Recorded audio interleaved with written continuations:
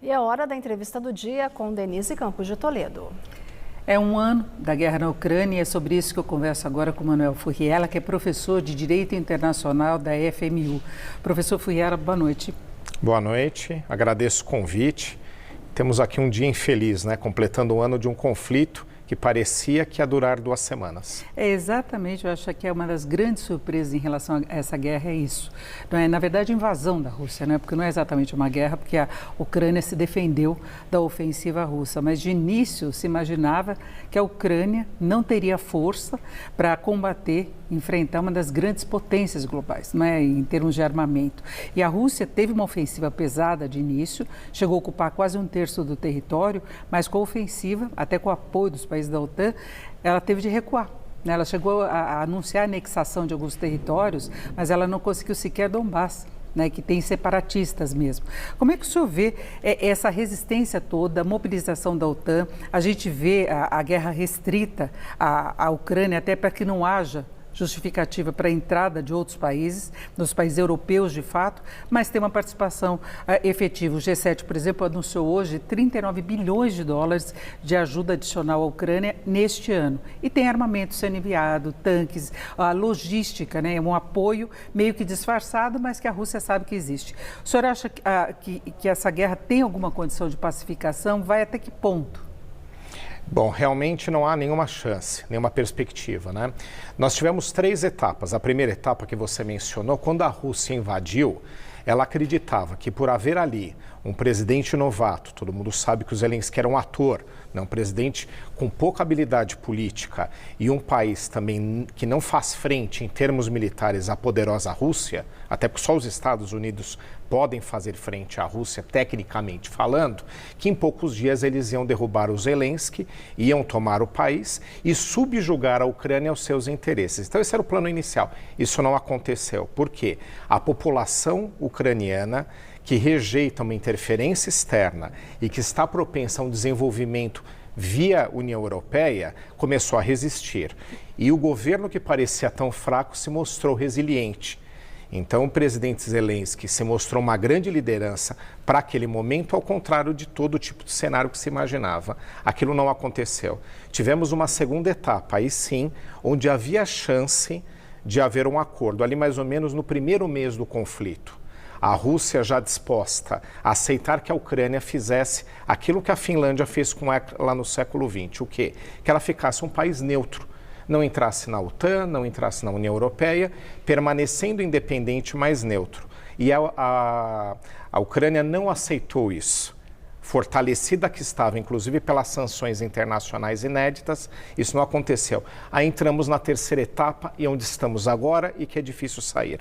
A Rússia reformulou o que ela quer da Ucrânia. O que ela quer agora da Ucrânia? Não subjugar a Ucrânia. Ela quer partes expressivas do território ucraniano. A gente calcula entre 19% e 22% regiões onde existe ainda uma população russa vivendo dentro da Ucrânia e regiões fronteiriças para ela se proteger da OTAN, para ela montar ali uma região ou com um novo país ou incorporando ao seu território. Então agora, por que é difícil sair acordo?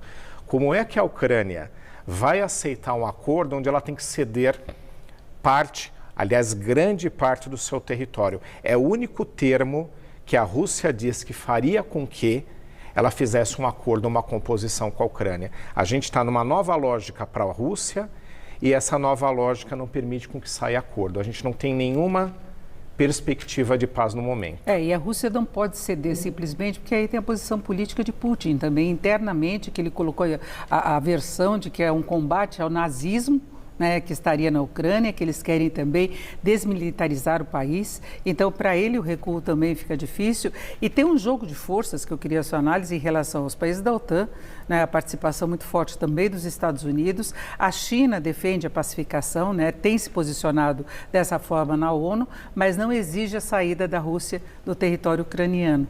E há um temor dessa eventual participação da China, de uma participação ainda que indireta de outros países, não é? Exatamente. A China tem uma participação aí que faz com que a Rússia tenha fôlego. Por quê? Ela não entrou nas sanções internacionais.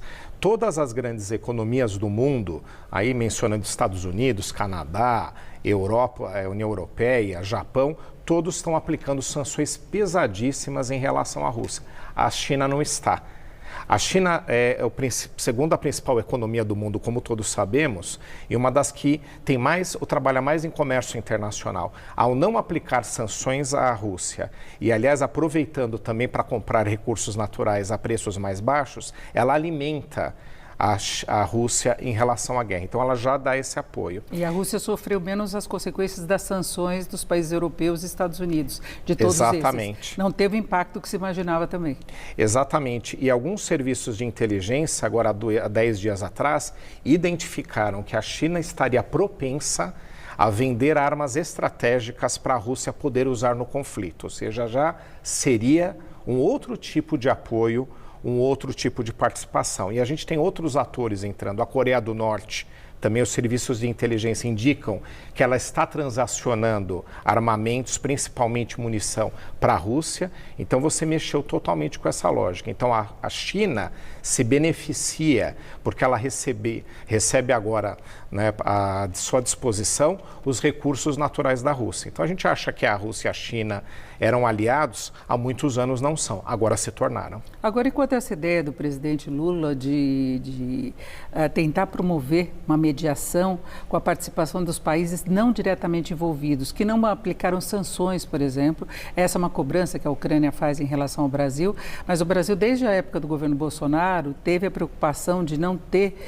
uma participação ativa por interesses econômicos. Tinha a questão dos fertilizantes, tem as relações comerciais, tem tanto com a Ucrânia quanto com a Rússia. O Brasil poderia liderar uma mediação? Há essa possibilidade? Bom, a gente sempre fica satisfeito, contente, quando os países, o nosso país principalmente, se envolve em termos propositivos, em termos positivos. O problema é que o Brasil não é um grande protagonista. Como eu estava mencionando aqui, a China, sem um envolvimento da China se posicionando contra a Rússia, né, apoiando propostas construtivas de pacificação, dificilmente a gente chega nisso. Então, é difícil imaginar como o Brasil vai ter um papel, até porque é difícil construir uma proposta de paz. Né? Como é que você vai construir uma proposta onde a Rússia ela quer grande parte do território ucraniano? A Ucrânia não vai aceitar de jeito nenhum. Então, acho que é muito bom que o Brasil tenha esse tipo de papel, é muito bom que a gente não se posicione. Eu acho que o Brasil não tem nada a ganhar caso entre favorecendo um dos dois lados, mas um papel propriamente de fazer algum tipo de proposta é difícil. Seja porque a gente não é grande protagonista do conflito, como, por exemplo, é a China indiretamente, e seja porque é difícil a gente construir uma proposta de paz onde um dos conflitantes, o mais poderoso, quer grande parte do território daquele que ele está ocupando. Agora a gente vê uma atuação limitada, por exemplo, da ONU, do Conselho de Segurança, exatamente porque tem a participação de China e da Rússia. A China não assume uma posição contrária à Rússia, a Rússia é contra qualquer posicionamento do Conselho de Segurança contrário ao país. Então a guerra fica muito limitada à Ucrânia e tem uma dificuldade, por exemplo, por mais que haja suporte militar de armamento dos países da Europa, dos Estados Unidos para a Ucrânia, ela não tem uma ofensiva atacando o território russo, né? Ela se defende nos limites do território, que fica difícil, né, de manter uma posição mesmo e de conseguir afastar toda a Rússia. Sem dúvida. Então a estratégia agora que os países que apoiam a Ucrânia têm é de que eles podem apoiar a Ucrânia, enviar armamentos, enviar equipamentos, recursos econômicos para que a Ucrânia tenha uma maior capacidade de resistência e, como você mencionou aqui no início da nossa conversa, consiga retomar pelo menos parte dos territórios ocupados. E que, caso eles sentem a sério para conversar em termos de acordo, a Ucrânia não fica numa situação tão ruim, tão frágil como se encontra agora no momento. É o que dá para fazer. Até mesmo porque o apoio ocidental à Ucrânia ele não pode ser de tal forma que faça com que ela seja muito favorecida e vença a guerra. Porque, caso contrário, a Rússia pode entender que esse apoio ocidental significa que esses países que apoiam a Ucrânia, eles também estão no conflito. Porque estar no conflito não é somente enviar tropas. Estar no conflito pode ser enviar equipamentos tais e recursos tais que você faça toda a diferença para aquele país, para a Ucrânia. Então, esse é o grande desafio do Ocidente.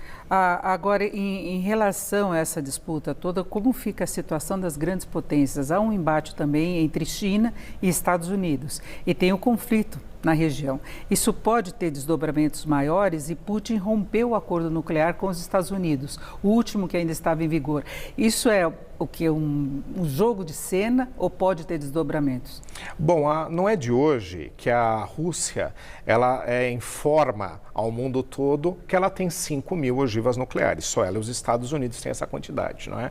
E cerca de 1.500 prontas para uso. Então, eles são capazes de destruir as maiores cidades do mundo, ou talvez até todo o planeta, numa jogada só. Então, ela usa esse tipo de argumento. Então, agora, ao decidir não continuar com o acordo que garante um controle de armamentos nucleares com os Estados Unidos, é um acordo importante para a segurança, por enquanto é jogo de cena. O meu receio é que Putin, caso ele se sinta ameaçado na continuidade no poder, porque ele também depende desse conflito para continuar no poder, e a Rússia se sinta ameaçada em trazer pelo menos um bom acordo, uma boa conquista em relação à Ucrânia, em ato de desespero se parta para uma decisão equivocada. É que a gente tem aí um meio termo.